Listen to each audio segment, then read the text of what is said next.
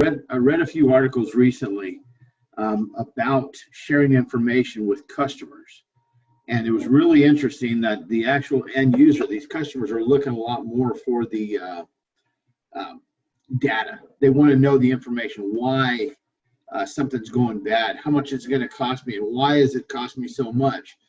Well, with what we can do with the iManifold and the iConnect, we have reports that'll cover that now. So we're gonna look at a couple of those as well. Like I said, we don't have a huge attendance list today. So you know what I was thinking, I don't know if we want to open this up to conferencing, or just, you know, we can still go by the chat. There's a little chat window. That's what I was going to tell everyone. If anyone has some real questions, anything they want to talk above and beyond what Eric's covering, they can certainly use the chat box and use the chat box, and then we can pause and go over some questions, you know, things like that and whatnot. So we'll get started right off the bat. Just with what we're talking about, technicians with our tools in their hands. One of the biggest advantages that you're going to have in making some money, the technicians that we have nowadays that are coming out of school, they're not very well trained as they were before. There's not really good apprenticeship programs out there. So the technicians that we're getting right now, they're getting pretty book smart and everything else, but they still need help out on the job.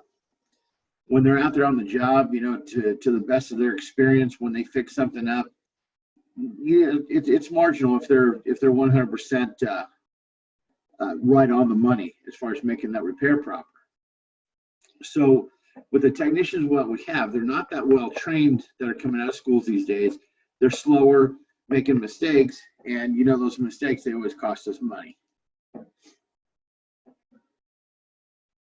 In cost us money, you know, that leads to callbacks, slow service, not that much productivity out of a technician.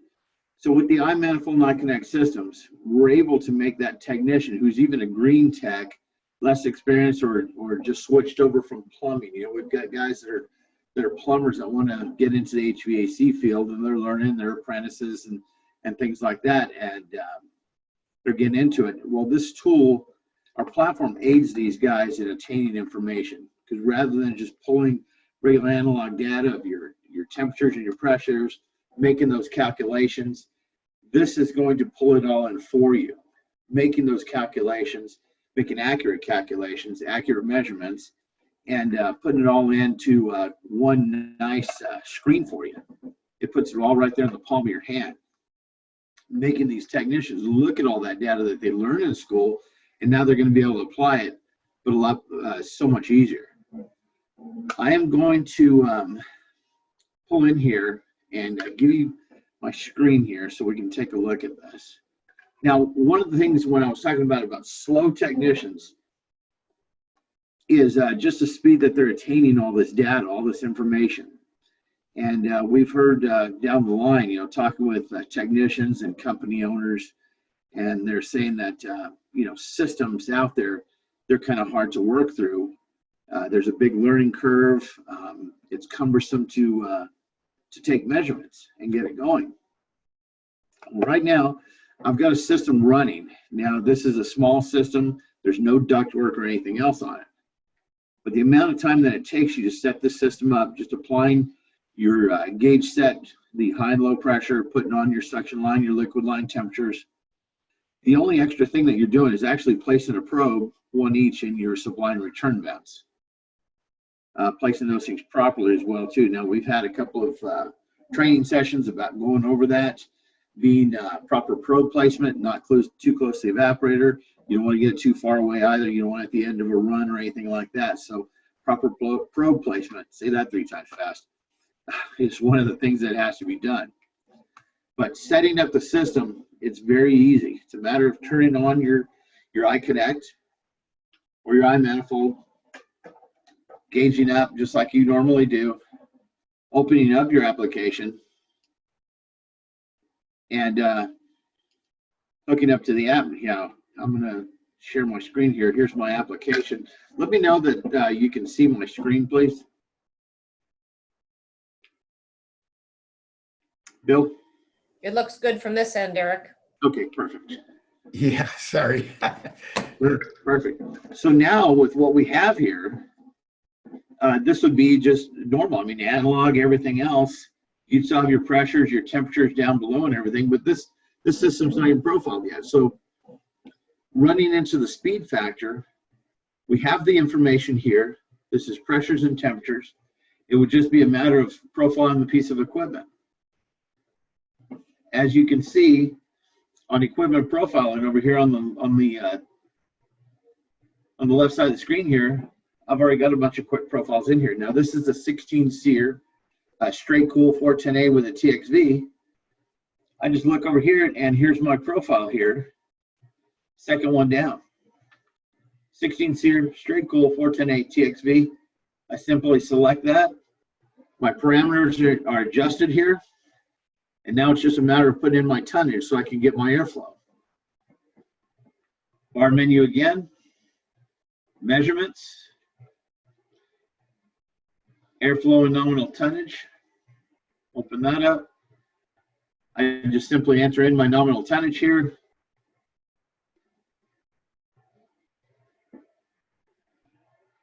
And then up top, as if you've ever been on training with me, you'll see this lovely submit button. That's your best friend. Make sure you touch that submit button every time you enter in any type of information. And there we've got our tonnage in. We have our profile in. Now we're actually reading business here. That technician, he has targets. As you can see, these tic tacs up on the gauge set, those targets right there, he knows where he needs to be at. We're measuring outdoor air temperature. We're measuring supply and return wet bulb, dry bulb. We've got our suction line temp, our liquid line temp. I did not hook up discharge line temperature, but if I did, we've got discharge line temp right there and our ambient air temperature at the condenser. So all these measurements here, they're going to give us targets, speeds up that technician out there. He can see at a glance where he needs to be. Going across the bottom here, our air side measurements with our return air. I know this looks funny. Like I said, we have no ductwork on here. I'm not here in Phoenix, Arizona. It's pretty hot. So this return air temperature is going to be high and out of whack. But for this little training unit that's out here, that's what it's going to be. It's in a closed room right now. So we're pulling up all this information on our air side. There's our targets, 156 on the low side. Our target superheat is 14.5. Target subcooling is 11.3. And 376 on our head pressure. Makes it very, very easy. Now that we put in our profile and our tonnage, we can actually show how much we're actually producing. We're making 1.41 tons, 16,966 BTUs at 18.5 degree split. And that was just simply by profiling and putting in that nominal tonnage. That's how fast you can acquire all this information and accurately. If you don't know it, if you haven't gone through any of this training before, our temperature measurement is by Cooper Atkins. They've been the leader. They've been manufacturing temperature measuring instruments since I think it was 1855. Believe it or not, a long time ago when they first did glass thermometers and everything, but they've been in the industry ever since. We use true thermistors plugged into all of our probes, or if you use an iManifold, it does plug into the back. We're accurate. We're down to tighter than 1%. If you take a look, that's about the tightest in the industry. So as far as your information gathering, yes, we're in the top percentile. I mean, we're probably the best. EER measurements. You've got lots of customers out there that they're on websites and taking a look, well, how energy efficient is my system? Well, rather than having to go through this analog and trying to calculate how many BTUs you're working with, and then get your voltage and amperage and convert it into wattage, and then take your BTUs and divide it by your wattage to give them the EER, we can calculate it up right quick. I'm going to make a quick measurement. I'm just going to put in some demo data. So I'm going to go up here to our bar menu, open it up, go into measurements. We'll shrink down airflow. We're going to go to electrical. Now, as you can see, we can utilize a wireless multimeter. It's Bluetooth. We have a couple that work with our system. Actually, one right now that is working well with it is the redfish meter. I'm sure you've seen this. These are available through us on our website. And also, coming up very quickly, we've got a UEI meter that's going to be working well with it too. So keep your eyes, we'll keep you posted on that. But putting in voltage, I'm just going to manually enter in some volt.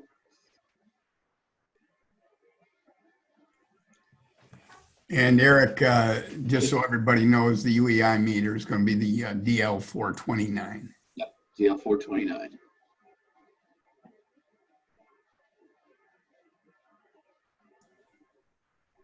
So after putting in this voltage here, and we Eric, submit.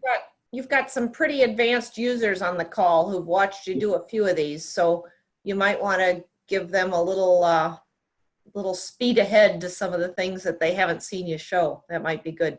Yeah, no, I know who's on the call. Super. I'm familiar with Ken LaFountain and everybody else. He's one of my Facebook friends too. So now we've got EER here. So these customers are asking about EER, you haven't. And we're set there. So data, all this information that's streaming into you, you've got it now in the palm of your hand, on your tablet, in your smartphone. You're carrying a computer around all the time. Speeding up the process, getting your data in there efficiently and very accurately, that's where you're making a lot of money here. That's just going off the technician side. Now, data and info and equipment tracking, this is going to go into our reporting side. So these reports are out here to make you money. This information that we have here, we can take snapshots of it, build up reports. We'll go ahead and build up a report right quick with this. Just for an example, I'm sure you guys have seen this before. So going into my projects and reporting, we'll start up a new project. And we're going to make this a new report. Project IDs and everything else in here. If you've never been on one of my trainings before, all this information in here on these reports is not necessary if you don't want it there. If you want to find it again, I suggest putting in as much information as you can. The project ID, I would say that's a necessary input because it's going to help you find that report all again. So we're going to go ahead and just name this report. We're going to just put a bunch of G's across here. Project job number, we can put in anything we want here. We'll just say it's a service. We're going to submit that information. Info's in there, system profiles in here, our customer information. We're going to enter in our customer name. We'll just put me in here. Contact me. Now what we're going to do in here, this is handy for anybody who's out there and you've got repeat customers. Once we do this project and we have to come back to it again, this information is already in the cloud, everything's saved. And what you can do after this then, when you have to go back out on the job, it's just put in either your customer's identification, you put equipment information, you'll be able to find this again, everything's populated, and you can start that job all over again right there if it's a revisit. Now, when you're revisiting these jobs that you've already done,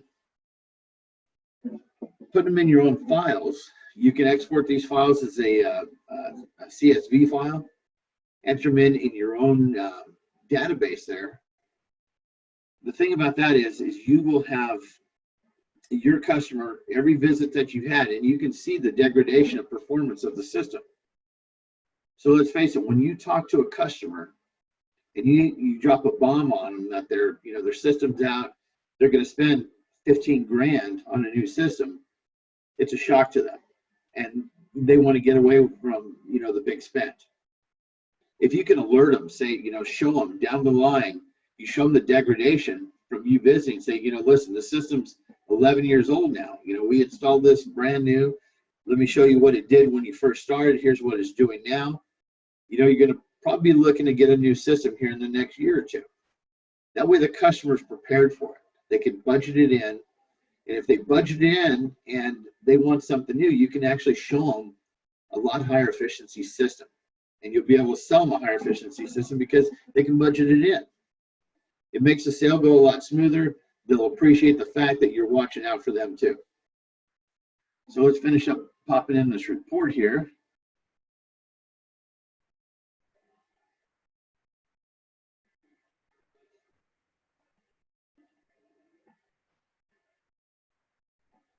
Geotagging the address. This is a nice speed up in here. Now this will bring up your smart device on Google Maps, as you can see. That address right there, we use this address, everything's populated. Puts you in your climate zone. Showing the customer where they're at, approximately how much they're using here on their electric rates. That is an adjustable number. Down here, we've got a couple of different electric suppliers, providers here. You can change that. If you know the difference, you can change that rate. And of course, if you want to get annual usage on the hours, you can call the electric company, give them that address, and they'll give you those run hours. So we'll hit submit. We'll go back into our equipment information.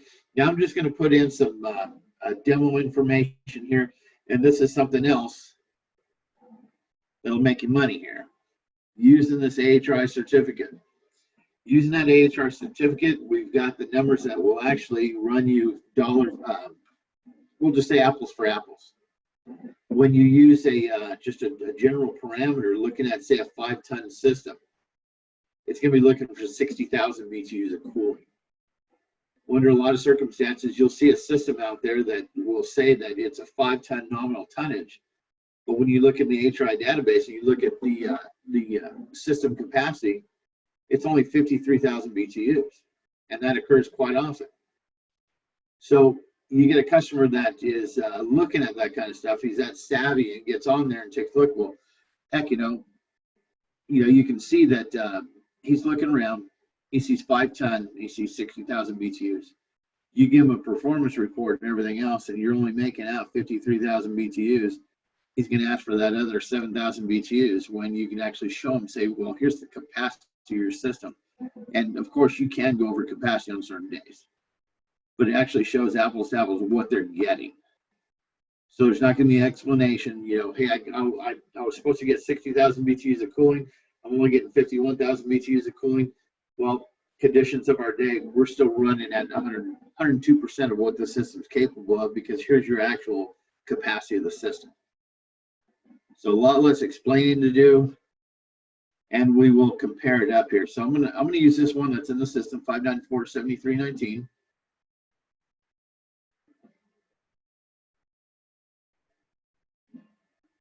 And this is this little system. This is a 3-ton Lennox. I hit copy below here. All that information from that system is copied down here into our system, our condenser, air handler, furnace, and evaporator. So when we open up our system, it's already going to give it a name. We'll just say it's Lennox. If we can want to change that, we'll go in and change that, and we'll go G's across the board again. Geotagging the piece of equipment. This is going to save you a lot of time if you have to repeat on the job. You go back over the job, save your technician some time in going back in. He can see this when he goes back out on the job, because we're going to map this thing out here. And you can drag and drop this pin actually right on the unit. Gives it a latitude and longitude, save that location.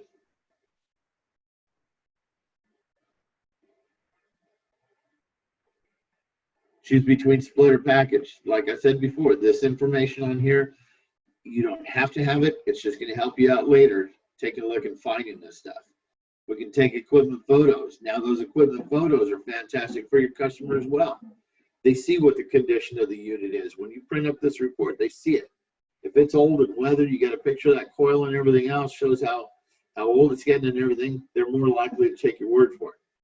If you have something to prove to them, if you show them a piece of paper, show them some sort of report, they're more apt to follow what you're saying. As you can see, now that we put in this AHRI number, we do have a nominal tonnage in here. We've got a rated airflow that the system's capable of, and also our rated capacity is in here. 35,600. That one's pretty close to where it is actually nominal 3 times. So that one's pretty close. The other information here on your condenser, number of circuits, condenser phase, all this information, the manufacturer's Linux, there's the model number of your system already. All you have to do is enter in the serial number. Go down on your air handler here. It's the same as the condenser. There's your model number. Just enter in your serial number. This does not have a furnace, but it does have an evaporator.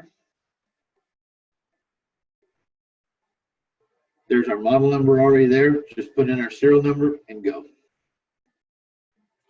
All that information's in there now, and you're ready to do a report. You're ready to test out and do a report. So we'll select testing and performance. Let's take a look at our measurements just to make sure we're all there.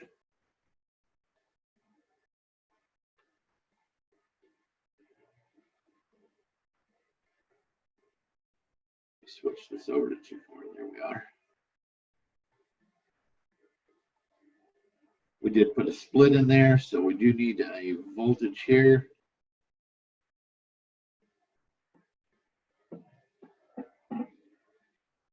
And we're set. Our pressures are all there. Our temperatures are reading just fine. Air across the evaporator. All good. And as you can see right here as well, here's a little feature. You can either go relative humidity or slide that over and you get wet bulb temperature. Airflow and nominal tonnage, everything's reading. We're not taking static pressure right now. There's our electrical. So we'll submit that information, all's good. So when you're over at a customer's establishment, whether it's going to be an AC system or a low temp system, low temp systems, when they run inefficiently, they burn a lot of power too. They're not making enough BTUs. They're burning a whole bunch of power. And yes, you know, they're keeping an eye on that too, as far as how much money they're spending on powering these things. So we have capture measurements in and out. Capturing measurements in is basically before, it's a before and after, you know, in and out, broken and fixed, however you want to take a look at it. So right now we're going to go ahead and take a measurement in. All that data that we were coming in with, all the temperatures and the pressures and everything, it takes a snapshot right there of that. Now, when you take that snapshot, mind you, right now, if we took a look at the measurements again and we went back to the electrical, those electrical measurements, they already took the snapshot, so those measurements have been cleared. Just so you don't go up on top again and not show any type of an efficiency increase or decrease, whatever you did on the fix. So right now, say we're working on the system. There was a little bit of an issue. We were running kind of high on the average. We can go back into the iManifold, do whatever adjustments we need to do. Go back to our measurements. I'm going to shrink these down here. Go back to our electrical, and as you can see, our electrical is blanked out again. We're going to put electrical back in. We're going to drop the amps, just to say we got a little bit of an efficiency increase, and submit them all over again. Get back into our project here, and we're going to capture our measurements out. We did some adjustments. We made it run a little bit better. So we've got out measurements there.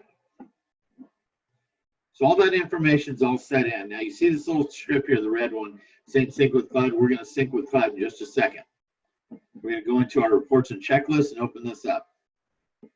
Now, if you're a cloud subscriber, you're going to have all these showing free. Because with a cloud subscription, that's only $15 a month. All this is included. Every one of these reports all the way down is all included. TechConnect's included. We're going to go on TechConnect. TechConnect is the way you pay for that system and make money the biggest way. And we're going to go into that in just a sec. We're going to go into these reports right quick, though. Anybody have any questions so far on what we're doing here?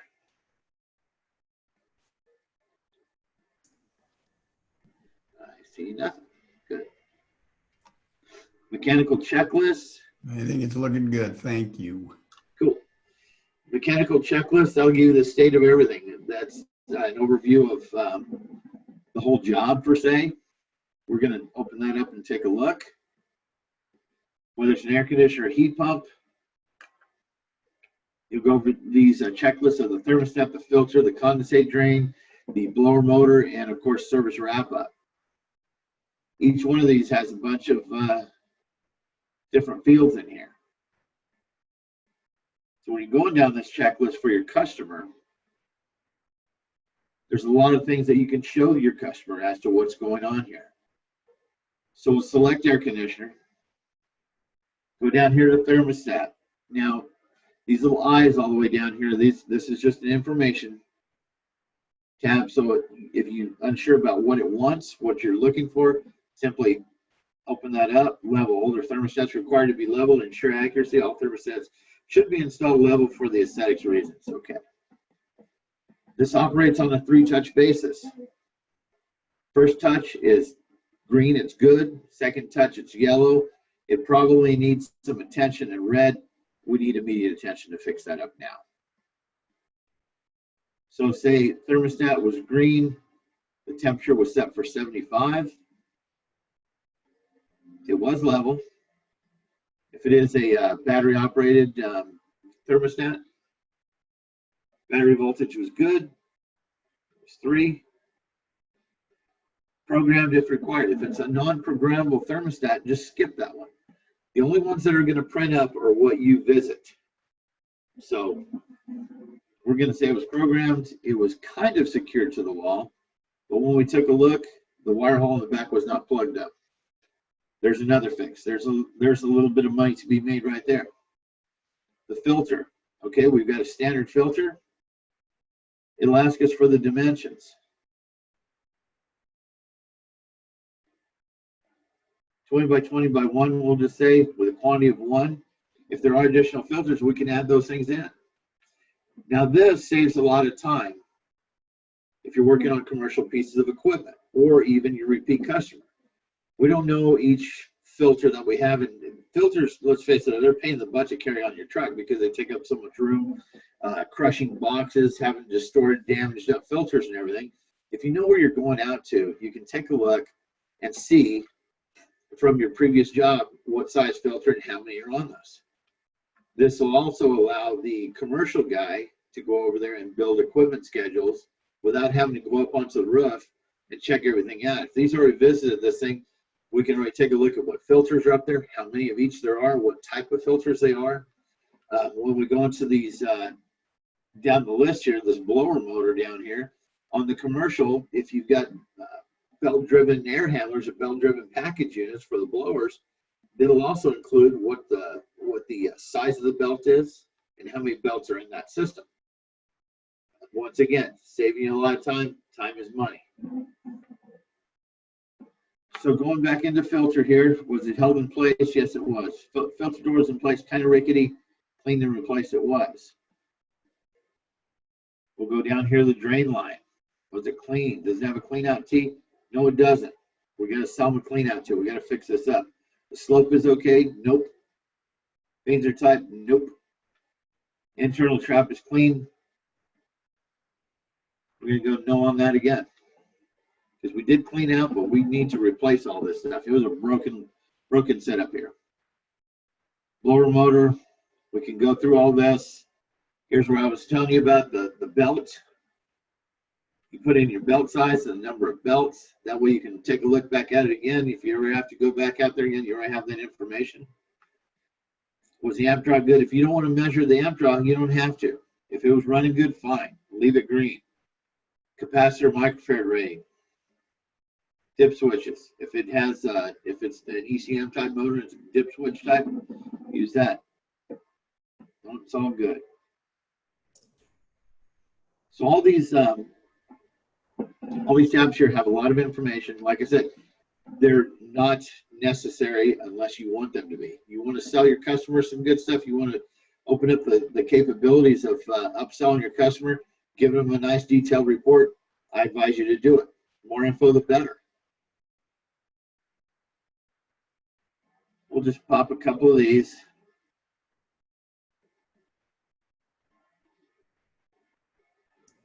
And Eric, just to give you a time warning, you've got about 9 minutes left. Okay. So once going through all these, we'll just pop up a couple of them so you can see these things on this report here. The service wrap up, everything's how it started, discuss service contract.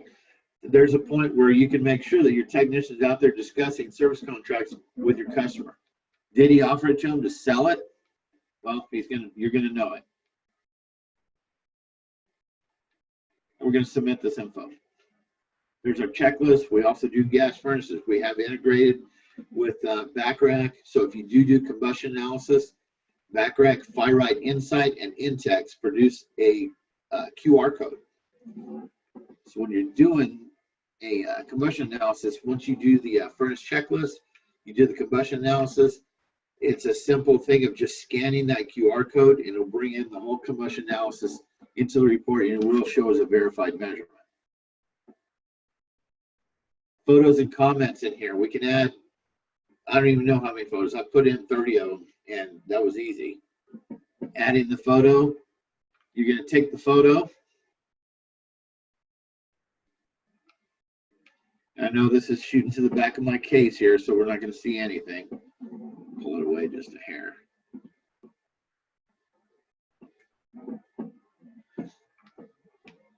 And we've got a blacked out photo. But we can title these things up. There's a lot of different titles on here that you can use. Or you can do your other and title it yourself. And this is the case to my pad here. Put in a description. And we can add more photos. Submit those in. Now it's all about the reports. We were talking earlier about the reports. Customers are looking for that data. They want that information. That goes to the same thing. If you were out in the middle of nowhere, your car breaks down, some shade tree mechanic goes off and says, well, you need a new transmission. That'll be $3,000. Well, what are you going to tell them? You can probably take it somewhere else and get a second opinion, someplace that's looks a little bit more advanced than he does. But if he came back with a nice detailed report showing you every bit of information of what's going on with that transmission, you'd probably just give him a little number that he'd work with, say, hey, you know what, $3,000's a lot, but do it for 25 and we're in business. But it's showing you what he's doing, just like these reports on here with AC units.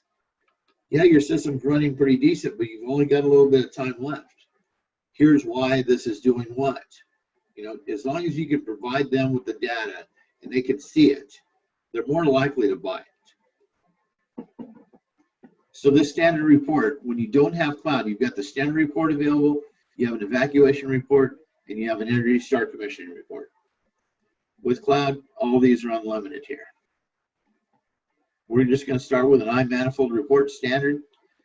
Remember this, when you do a report, if it's in or out, whatever measurements that you took, if you only took one measurement being in, you need to select that measurement on here with the report to use it. You get a lot of phone calls saying, well, my report's not printing out anything. I've got blank measurements in here. And it's just simply because when it goes to the reporting, it kind of defaults to out. So just switching back and forth where you're going to be measurements in or out, just make sure that you're using that. Email this report and save it to the cloud.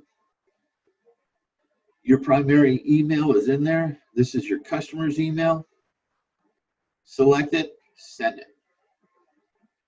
Right there from the job site, your technician, you as a technician, if you're an owner, you can actually see what they're sending out right then and there. The customer's got it in his hands. You can show this report to your customer right there on site, generating it, and here's our report. Now, as you can see, we've got all these verified measurements here. These are what are measured on the system that's running right now. If you were to manipulate by hand any of those temperatures, airside measurements, anything like that, that verified check mark does come off. That means it was manipulated by hand. If you did use a wireless a voltmeter, you would have verified measurements here in the electrical side as well. There's your proof in the pudding. Now, this is a report that I would not give to a customer. I'd go back in. Let me show you some of these reports for customers. You got pro reports, equipment replacement, annualized savings, mechanical checklist, charge and airflow, furnace check. Evac check is mainly for files. But I want to show you some of these reports here. I've got them in my drive. Give me one sec.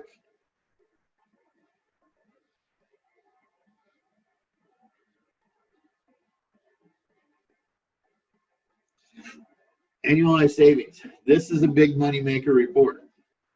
Showing that customer what you just did for them, saving them money, is one of the biggest things because you will see it. Now, obviously on here, you've got your customer information, your information, you as the company, your logo will go right here where my iManifold logo is right here. You can upload your logo, make that report look nice and professional. You generate it, you did it, you're a professional company. Now the test in and test out, the before and afters. Right here's your before and after. In other words, test in and test out. So when we approach the system, we've got a 5.65 EER. System was running pretty terrible. It's running the customer $1,652 a year to run this. And mind you, that was the information that you put in per kilowatt hour and the runtime. After we fixed it, it's running them $670.72 after that performance upgrade. So annually, you're saving them $982.22. There's nobody else out there that produces a report like this to show that customer actually what you did for them, what they're saving by the year. Very, very nice report to give to that customer. Charge and airflow reports. You can show the customer what charge and airflow is all about. As you can see on this report, it gives a little information here about what refrigerant charge is, system targets, and what the system's actually doing. Your logo goes here on the bottom. You got a few other reports here. The mechanical checklist, we went through that. You saw what the mechanical checklist. Here's a standalone mechanical checklist here, going through everything, and you can see these red triangles, yellow triangles. There's upsell points right there. You know, as we did the inspection, we got an issue here with your thermostat. You know, it's working okay, and it was programmed and everything. The battery voltage was a little low on here, so we're going to put you some new batteries in here. It was kind of loose on the wall, but we really need to fix that wire hole in the back. Filter was fine. The filter door, it needs a little bit of attention here. So those little triangles right there, it gives the customer something to look at and you the opportunity to sell it to them and say, hey, this is what we can do right now. Now, this report right here is one of your biggest money makers is your equipment replacement report. Once again, you have the customer information, you've got your information, you have your company logo here. Here's in, here's out. So as tested, when you come into the system here, it's running that customer $1,652.94 to run his system. There's the issues right here. Those are things that you select. You customize this report yourself. After the repair, here's his operating cost. There's the repair cost. You know, you figure that in yourself. But we have details here. The system's still 12 years old. It's still a low SEER system. We fixed the AC in the unit. We did some duct modifications, but it's still old and needs to be replaced. So with this, after you fix this, you're running $1,216.88 a year to operate this, but we got a $436.06 savings per year. So their return on investment is 3.4 years. But now we go into replacement. You can use the HR database to pull up equipment there, however you want to do it. But after replacement, there's your operating cost. you figure in your replacement cost, whether it's 6,500, 8,000, 15,000, whatever the system is, and it's going to give you your ROI here to help you sell that system. They can see, well, now I've got a full warranty. Everything's going good. This is an 18-series unit I have now. There's your life cycle savings, your efficiency. Everything's changed up. It makes it very easy for your salesman to go over there and sell this piece of equipment. Nice. Nice. So how much, do we have just a couple of minutes? Well, we're over, but you know, certainly if you want to go over a couple of things more, we can. Well, the one thing where it pays itself off the fastest is TechConnect. Yes, it sure does. I'm not sure, Eric, that you have time to get into a whole new topic because we are at 5:46. We can do just a quick, I just want to give them a taste of TechConnect right quick. All right. Okay, I'm out here in the field. I've got my measurements going. I'm going to profile my system here, and I've got issues. I can't figure my issues out. This is where that green text out there occupies some time and a possible callback. If he can't fix this thing properly, we're going to have a failure pretty quickly. That phone's going to ring. You're going to have a callback. Callback rates run between, I've gone through this, I've looked around, I've seen articles, I've seen them as high as $1,700 that cost you for a callback. I've seen them down as low as $600. Either way, callbacks cost you a lot of money. If we fix them right the first time, we don't have callbacks. Got a satisfied customer, a lot of word of mouth. This tech, I'm out here, I didn't figure this out, I need some help. I can call my buddy that's in here, I can call my boss. I'm going to call Bill right now, and I'm saying, Bill, I need some help right now. I can't figure this out. So what I'm going to do from where I'm at is I'm going to stream my data. So I'm going to go to this gear menu and open it up. Go down here to TechConnect. I'm going to open up my TechConnect. And as you can see, I've got a choice here, stream my data and available text. So I'm going to stream my data right now.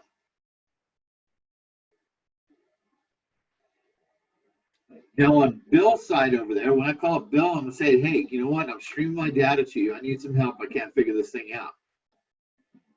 So Bill picks up. He sees the same screen. Bill, do you have your phone on by chance? I do, and I'm streaming my data. Oh, you're streaming your data to me too? Yeah. Okay, well, we'll just do this in reverse. See if you see me there. I don't see you. I've got me here live. And that's you funny. Might be on beta. You know what? I'm on the beta, so I guess I'm on the test. Yeah. Okay, that's why we're not connected. Yeah. But as you can see, what Bill would see is this right here on his phone. He'd see me going live here. So me needing the help, Bill just goes over here and taps live. Now this is telling me to stop streaming because I'm trying to look at myself. And right here, as you can see up on the top here, there's a little blue transmit button here that's going. That means that I'm seeing data being streamed over to me. As you can see, my figures stopped because I had to stop streaming data because I'm looking at myself. But now with me streaming this data, Bill sees my stuff live. We can make a phone call, we can go Skype, we can go Zoom, we can do FaceTime, whatever we need to do, and I'd have Bill out there on the job with me to help me out. This helps out the technician with he's able to communicate with his others, builds a better team, it gets the job done faster, there's no waiting around, the customer's not sitting there going, well, who's this other guy that pulled up? Because most of the time the guy goes out there, the service manager, he drives out there. Right. It helps the technician out. You know, then the customer's over there going, well, how much did this cost me? Right. Was this guy qualified in the first place? Yep. You know, that's going to be a topic of talk amongst people. So just this piece right here, saving you. If we can save you $1,000 on callback, you've got, say, 10 technicians. Even if you have a 10% callback rate in a month, how many jobs you got on these technicians going out there? I mean, if I can save you 10 callbacks in 1 month, and $1,000 a piece, that's $10,000 right off the bat, right there. And after you pay for your equipment, that's all gravy. Suddenly, those months that you said, "Oh, well, we had a decent month," suddenly those months turn into, "Hey, man, we're making money." You don't have a technician tied up going back doing callbacks. Number one. Number two, that technician that was out there doing callbacks, he's over there on new jobs. So revenue doubles up right there. Cool. I took some time today. I'm glad that, Ken and you guys followed in with us. You can contact us anytime. Call us directly, email us. If you have questions, go on Tech Talk. There's 100 ways to reach out to us. Yeah, and we're here. And thank you all for coming. Eric, once again, great job. Got it. Thanks. Well, I'll talk to you again soon. Thanks, everybody. All right. Have a good rest of your month. Have a good one. Goodbye. Next time.